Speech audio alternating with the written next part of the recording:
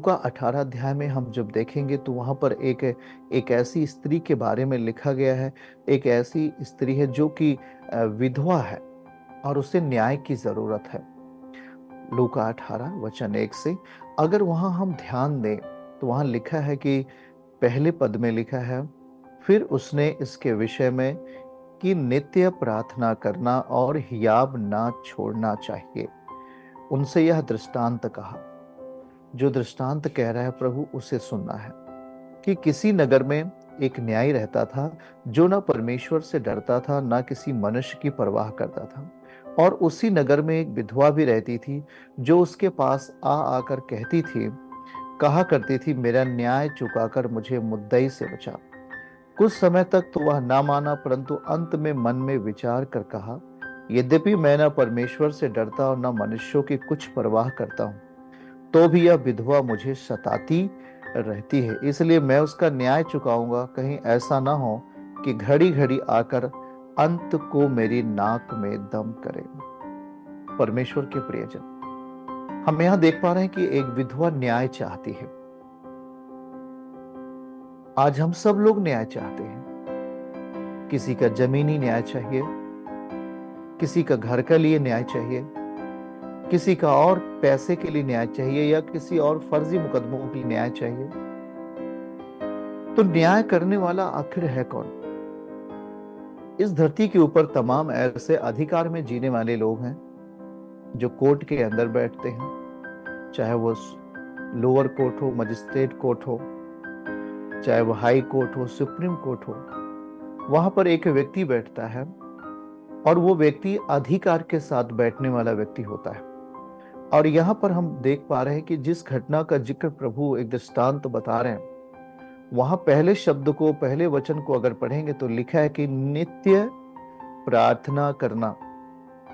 इसके विषय में जो कुछ भी आपको कहा गया, आप विषय जानते हैं। क्या विषय है?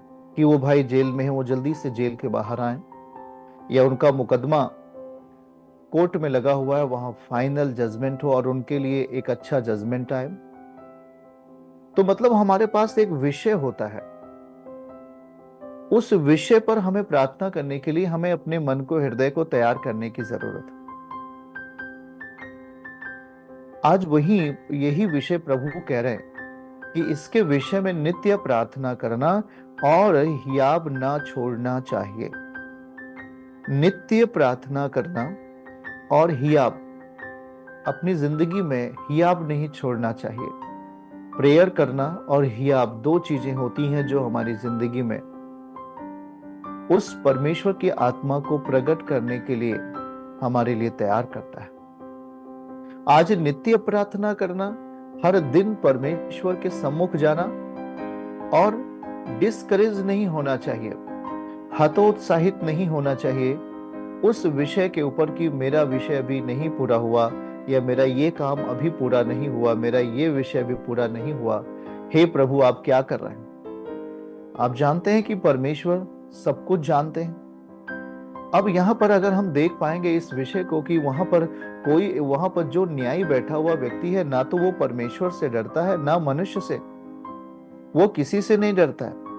और उससे अगर आपका न्याय पाना हो तो कितना मुश्किल लगेगा कि वो व्यक्ति परमेश्वर से नहीं डरता, ना तो किसी मनुष्य से डरता है। उस व्यक्ति के द्वारा सही न्याय पाना, सही न्याय लेना कितना कठिन है।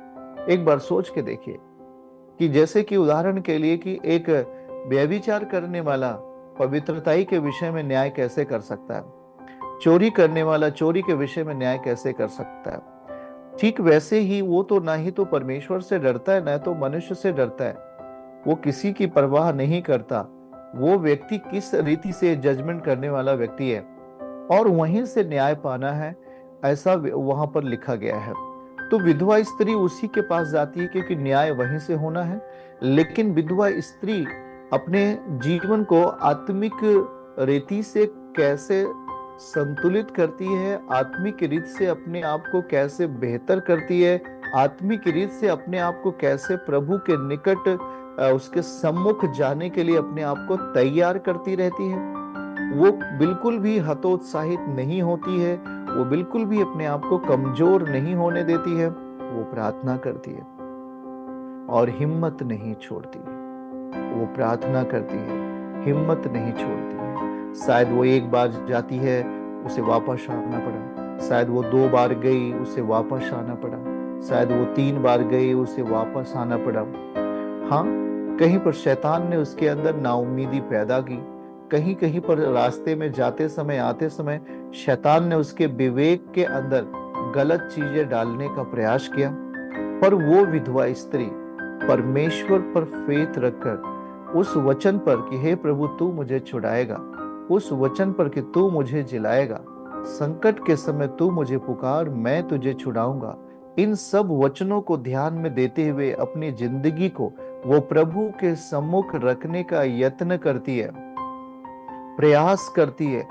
और इसी इसी यत्न के साथ, इसी प्रयास के साथ उस न्यायाधीश के सामने वो जाती है।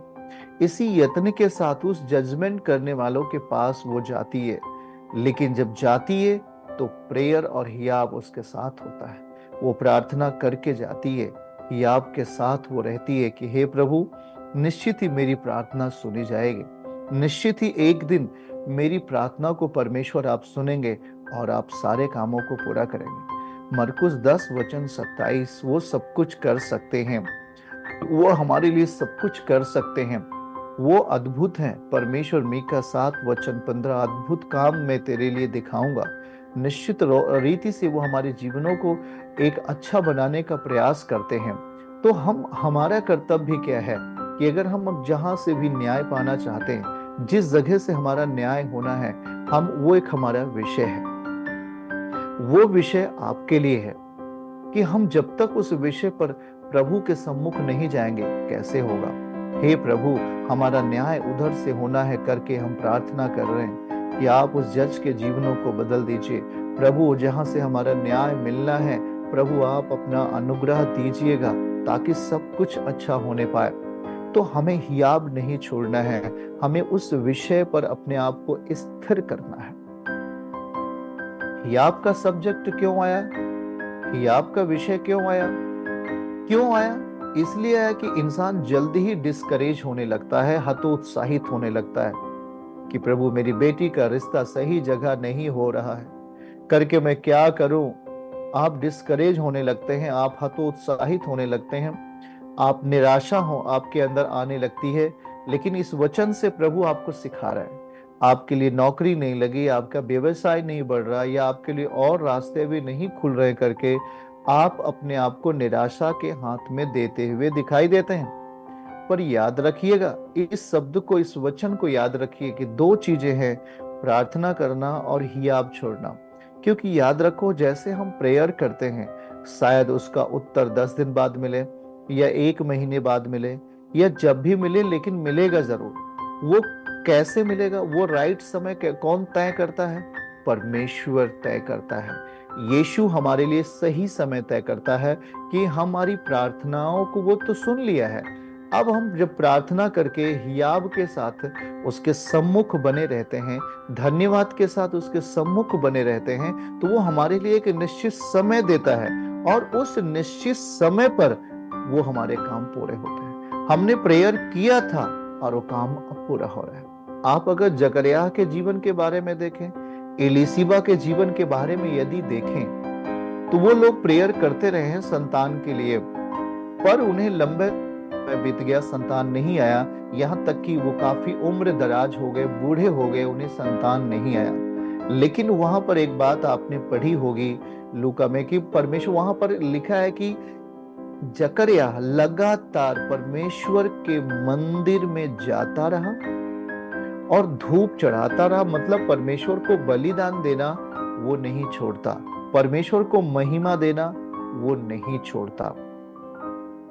और एक दिन परमेश्वर का दूत आता है, परमेश्वर अपने दूत को भेजता है उस मंदिर के अंदर, जब जकरिया प्रार्थना कर रहा होता है। तो उसी समय परमेश्वर को दूत ने क्या कहा कि जकरिया तेरी प्रार्थना सुन ली गई है, और एलीशिबा जो अब तक शायद बाज कहलाती थी, है ना। लेकिन अब वो संतान को जन्म देगी, गर्भवती होगी और संतान को जन्म देगी। तो जकरिया वहां पर एक सवाल कर देता है कि प्रभु ये कैसे हो सकता है, वो तो बूढ़ी है और वो सारे जो बच्चा संतान पैदा होने के लिए जो जरूरत होती है गर्भ के अंदर वो अब नहीं है, समाप्त हो चुका है। तो वहां पर संदेह करता है, परमेश्वर की बातों पर संदेह करता है। और परमेश्वर ने उसको ये दिखाता है कि ठीक है, उसकी जुबान को उसने बंद कर दिया कि ऐसा ना हो कि वो अपने और आशीषों को खो बैठे, अपने इस भाग को वो गंवा बैठे। और उसने कहा कि तू निश्चित तरीके से अब अपने संतान को, जब तेरा संतान आ जाएगा तभी ये तेरी चीजें, स्थितियां ठीक होंगी। तो हम क्या कर रहे होते हैं कि हमारे पास विषय है, हम शायद प्रार्थना करके हम छोड़ दिए, प्रार्थना करके हम भूल गए हैं, लेकिन आपका परमेश्वर कभी भूलता नहीं है।